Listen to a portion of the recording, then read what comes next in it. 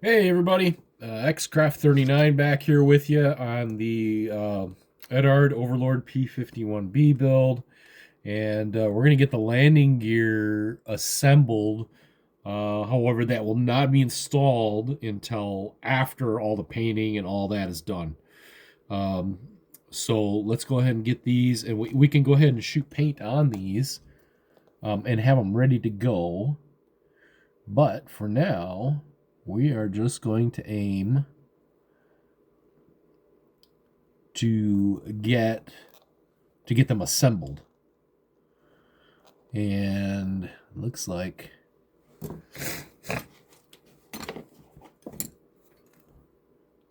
we need to go here with this guy. That's the way it looks.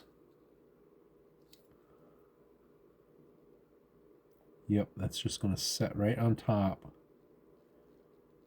This like doesn't lock in place or anything, but there's like 4 little pins here that are going to indicate where that goes. So that's going to be a little tricky to set on there and try to get it to stay there while I put some glue. So we're gonna go ahead and stick some welder on here.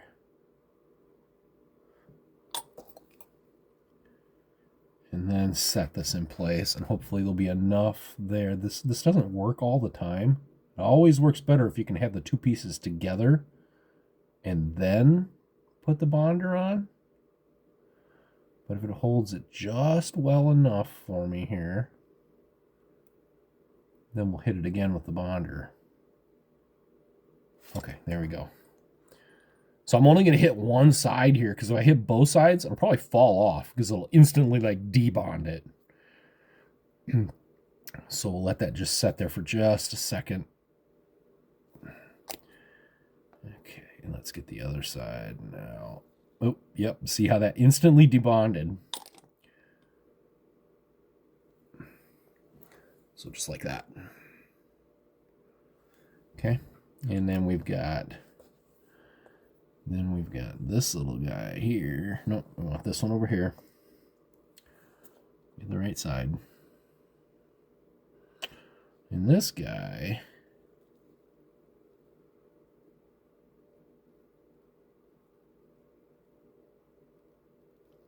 is going to go right here. There's a notch right here. And if you notice this is not symmetrical. One side is shaped different from the other. So pay attention in the manual. I don't know if you could see that picture there, but it is definitely different. And that is going to drop right into that. There's a groove. You can see that groove on the other side here. You can see that right here. There's a little groove that piece drops into. And we're going to throw some adhesive on that. And this is landing gear door. I believe will mount to that. Okay. So this is the one side. Pardon me. Got a little bit of a runny nose. Okay, so let's do the same thing on this side.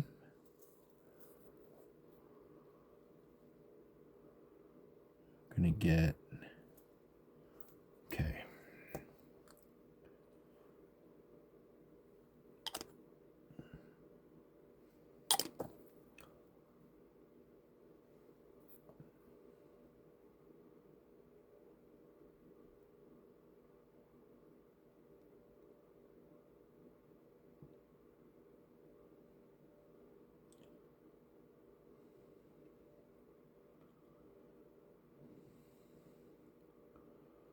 Come on, get on there.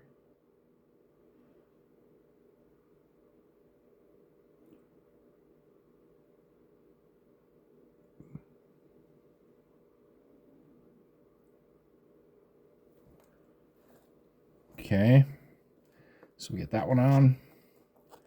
Now this guy, this one is going to go like this on this side.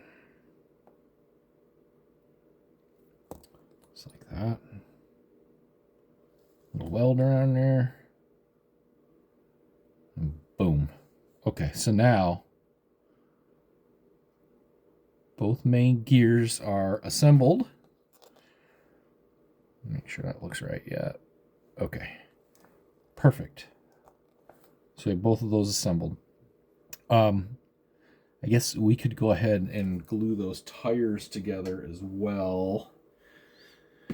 I hate two-piece tires. You always end up with seams.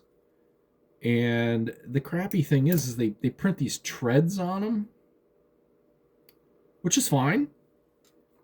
The bad thing is that in order to get rid of the seams, you inevitably always end up messing up the treads trying to do that. So clean off that flashing.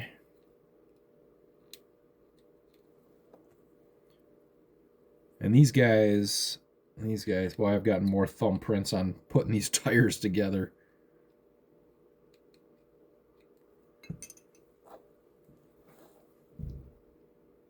All right.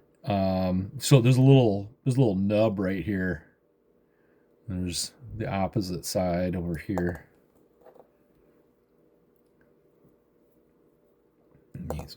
Geez, come on. Fat fingers.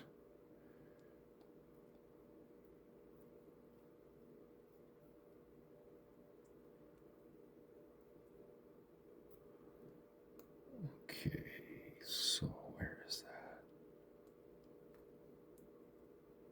There we go. Okay. So those are put together. So we're just gonna boop. Just a little bit on there.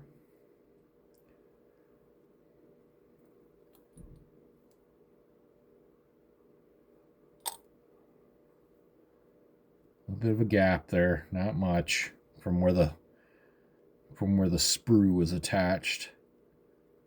And it left a little divot right there. We probably won't be able to take that up. However, if we put it on the bottom of the tire when it's mounted onto the landing gear, you won't see it. I don't want to use filler on there because then I'm just going to fill all the tread pattern. So I don't want to do that.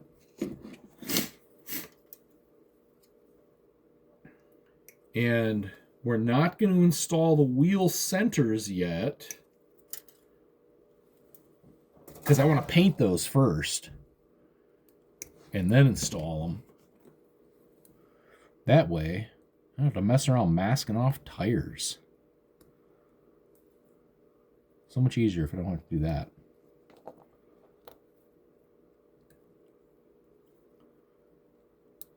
I don't know, does this come with...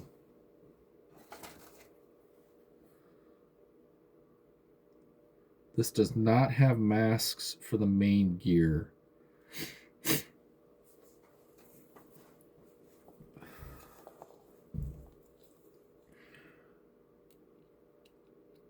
Which is fine.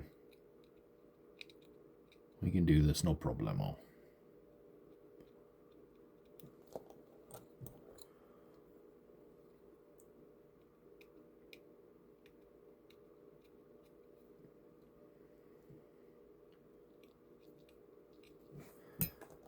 Okay, so now we'll throw these two pieces together.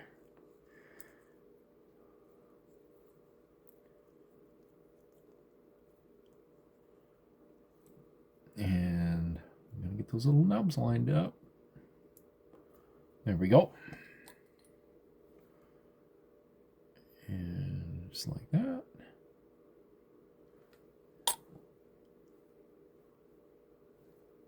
This one turned out good. There's no divot where the sprue is at.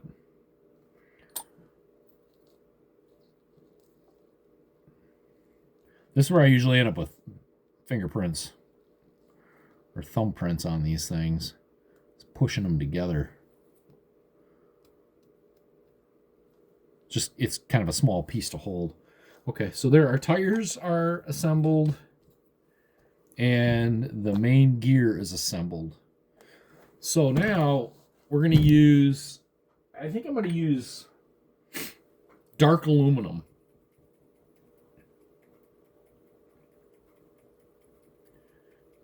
I'll use different aluminums when I'm doing this kind of stuff, just for contrasts. It just, if you paint everything the same color aluminum, it just doesn't look right. To me, it looks like a toy then. So I use varying shades of aluminum to give it some variation, and to me, it looks more realistic like that. So we're going to use dark aluminum on this. Let's see. I think I normally use my harder Stenbeck Infinity, but I need a new needle for it. And it's getting me by, but I need a new needle. So for now, I'm going to break out my spare. I've got a harder Stenbeck Ultra, and both of these airbrushes are really nice. Really nice. The difference is this one, you can set the amount of spray that you're getting, and when you push this button in, and it's adjustable, when you push this button in, now the needle only comes back so far, and that's it. You unlock this, and now you got full throw again. Okay. Wow, I need to. I must not have taken this apart and cleaned it. It's gummy. I'm gonna have to do that. So anyways, yeah, this is really nice. This is really nice. And it makes it really, really good for consistency. If you're doing like lines, or anything you want a very, very consistent spray for. Because these don't do that. You gotta moderate this on your own. Which is fine. You get used to it. I have. Okay. It's got a little quick release. So I'm using the harder Stenbeck Ultra. Yep. Shake up. Oh. Dadgummit. Apparently I didn't have the lid on tight. Oof. Yeah. Lucky that didn't end up all over my clothes. Okay. Let's start over. All right. So,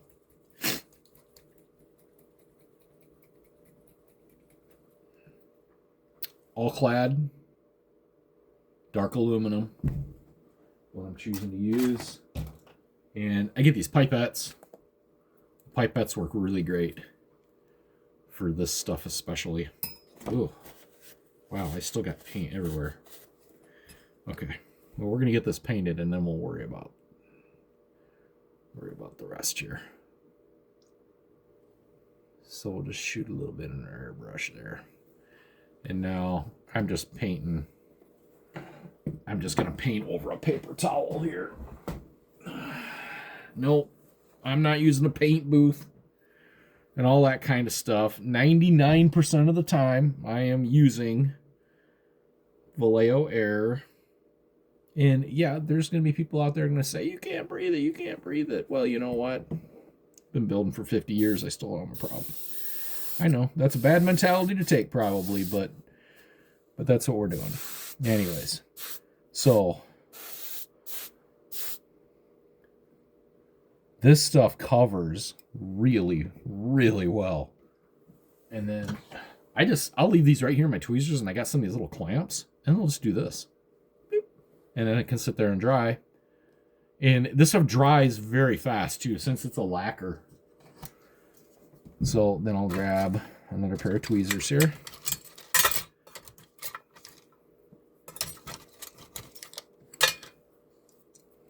Grab the other one.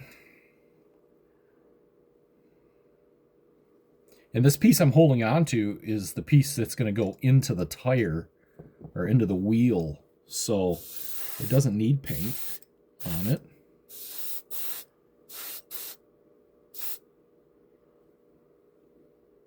And there we go. Simple as that. Okay, so our landing gear is assembled and painted, and the tires are glued together. I need to finish those before I can paint them. So that'll end this segment. I know it was short and quick. Oh, you know what? Actually, I'm so sorry. We got the rear wheel to paint as well. And that's right here on this tree. And I'm just going to shoot this right on the tree. I'm not going to remove it because I'm not installing it until later. And this does not require assembly. So I'm just going to shoot it right on the tree.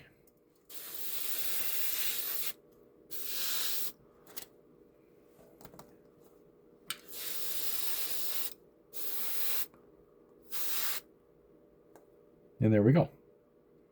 These wheel centers will get painted here shortly once I get the wheels ready. Okay, so that's it. Short and sweet for the landing gear. So check back soon. We'll be working on the next step here, and I believe we're going to be getting real close to shooting some primer on this thing. So come back and see me soon. All right, we're going to go ahead and assemble the propeller. It comes in 2 pieces. Many times you buy kits and they're one piece. However, in this one, you get to assemble it, and there's just 2 little notches here, and they just interlock just like that.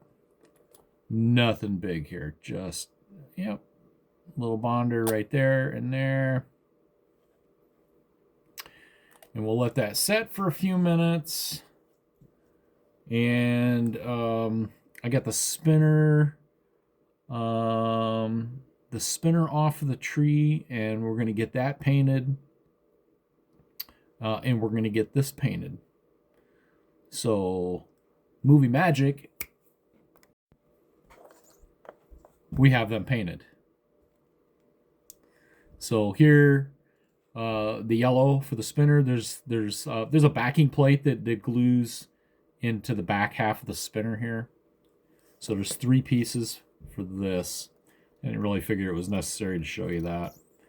Very, very simple.